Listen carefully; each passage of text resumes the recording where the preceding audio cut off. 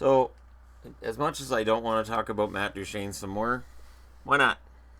Because Duchene's going to move. But here's the thing. I do think there's some overestimating in terms of what Duchene is. So, let's take a look at the last few years of his career. 82 games, 21, 34, 55, 76 games. There's that 30-goal season, 59 points. And this past season, which was a nightmare for him. And there's this year. And here's Kyle Turris. I'm going to look at him over the exact same period of time. 82, 24, 40, 64. Following season, injury issues hit. 30 points in 57 games. This past season,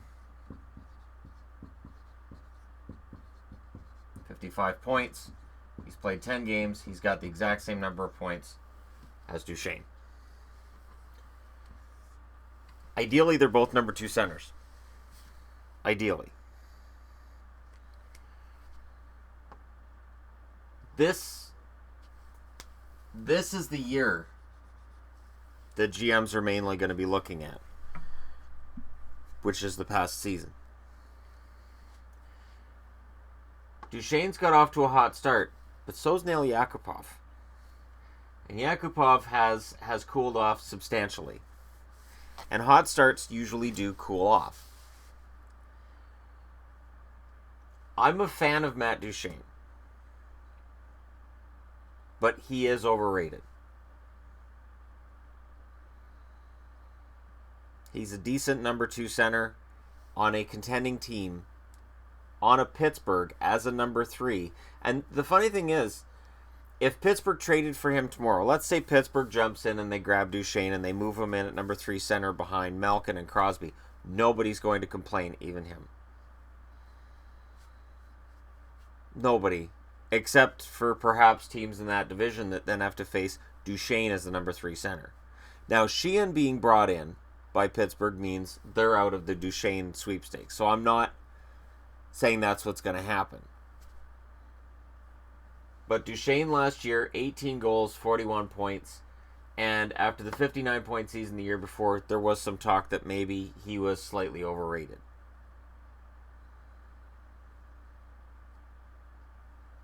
Right now he's on pace for about 50 points. 50, 55. So he's on pace for a season like this. Turris is on pace for about 60 points. So Turris wants rumored to be $6.5 million over a long term. Duchene's already signed to a long-term deal, which comes up in... Okay, found it. So Duchene's making $6 million right now, and he's up in 2019 for an extension. So if you get Turris, he wants a raise right now. If you get Duchene, he's up the year after. So in terms of who's got more value, I'd say they're about even. But I still, if I was a GM and I could trade for one or the other, I would trade for Kyle Turris. You look at his stats last season. This season, he's on the same pace as Duchene with 2 less games. And he had more points 3 years ago as well. His point totals were lower because of playing less games. Say he played those 20... If he played 19 less games, scored 29 less points, he would have scored less than Duchene that year, for sure. But you can go, well, he was injured for 25 games that year. No harm, no foul. Neither of them are easy to trade. Part of the problem is you have to consider this. because it's always money in, money out. Hockey trades made purely from a point of view of hockey. So you're a team that's looking for, these guys are both centers. You're looking for somebody down the middle. These teams are both looking for help elsewhere. In the case of Turris, they need to replace Turris. In the case of Duchene, Colorado needs help on the blue line. But since there are very few centers left that are worth what Turris is, who are on the market, they would probably take a prospect center and somebody at another position they need. And really, at the wings or on the blue line, either way, I think Ottawa would be happy. I think they would appreciate upgrading either. And I honestly think that Ottawa would appreciate having a prospect come back in net.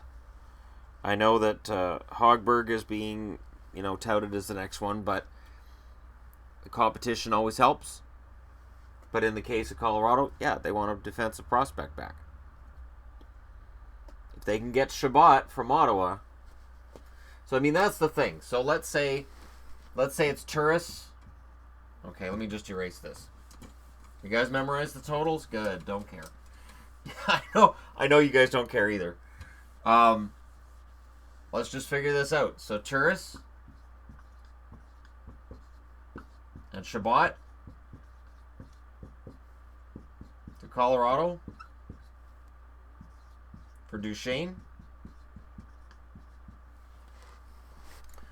Colorado looks at this and goes, well, we don't really want to lose Chabot. So they throw in a third rounder. Throw in a third round pick.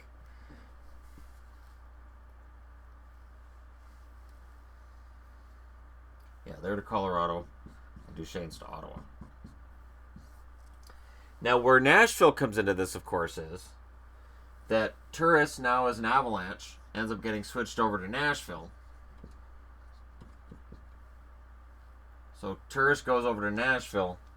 And then going back to Colorado, they've already got Chabot. They'd be picking up probably a first rounder from Nashville. That's likely the nature of the deal. I could see that being the nature of the deal that fell through. Now, what made it fall through could have been Duchene. Maybe Duchene didn't want to go to Ottawa. Maybe Turris needed to have that extension in place before Nashville was willing to move a first rounder for him. Maybe at the last minute, Sakic said, well, we want more than that for Duchene. But that would make sense. And yet at the same time, giving up Turris and Chabot out of Ottawa right now for Duchene and a third, I think would be crazy. If you're Ottawa, I think it's crazy. Right now, they've only lost 2 games in regulation. And you're taking a guy who's been one of their best forwards this season and last, and you're moving him out. Now, is that Pierre Dorion making a change because, well, it's time to make a change? Or is it something that makes sense on some level? Because, again, if you're an Ottawa fan, sure, you'd love to come out of this with Duchene. But if you're an Ottawa fan, do you really want to give up Turris and Chabot? You don't want to be Montreal. You don't want to be in a situation where you've got your Jonathan Drouin, who's Matt Duchene, and you've given up your Sergachev to get him. You have to find a way to get both. That's my comment on Montreal. It's not that they got Drouin. Drouin is a good forward. It's that they gave up a really, really solid defenseman in Sergachev to get him. So they created a weakness from a strength and tried to turn a weakness into a strength. It just, to me, it just doesn't work. It's like if you're in a boat and it's sinking at the front end because you got too much weight there, and you take all of that weight, you move it to the back end, and now your boat's sinking at the back end, and you go, there you go, we're good. It's fine. Don't you want to even out the boat, make it so? Because I think we're still sinking. No, it's fine. It's fine. The answer's in the boat. The answer's in this boat. But you're sinking the boat. Doesn't matter. The answer's in the boat.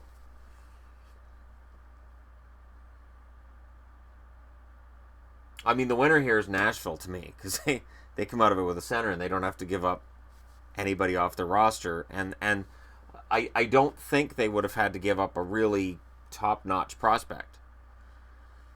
I mean, it, you know, and it could have been, say, if it was Fiala, it wouldn't have been a first. Maybe they get a third-rounder back from Nashville. And Kevin Fiala. Just throwing that out there. Just as a maybe. So then Colorado would get Fiala, Shabbat, and a draft pick.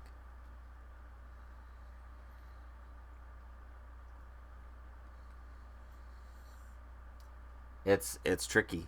Let me know what you guys think. Because I really think that while this deal is dead, I think this kind of thing, I think this is where it's going to end up. I think this is the kind of trade we're going to see.